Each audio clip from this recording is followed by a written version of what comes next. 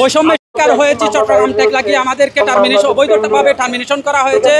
আমরা এর বিচার চাই। মাননীয় প্রধান উপদেষ্টা সহ আমাদের যে চট্টগ্রামের যে স্বনামধন্য উপদেষ্টারা আছেন তারা বিষয়টি আমলে নেবেন বলে আমরা আশা রাখছি। আমাদের পরে 2017 সালের নিয়োগের পরে তাদেরকে কি পরীক্ষায় অংশগ্রহণ করার জন্য তাদের কোনো কি আসে নাই, লিস্ট আসে নাই। অন্য ডিস্ট্রিক্টের গুলা শুধু চট্টগ্রামে যারা আমরা আছি, চট্টগ্রামে যারা আমরা ব্যাংকাররা আছি তাদেরকে কি এই পরীক্ষায় অংশগ্রহণ করার জন্য কি করা হয়েছে, বাধ্য করা হয়েছে।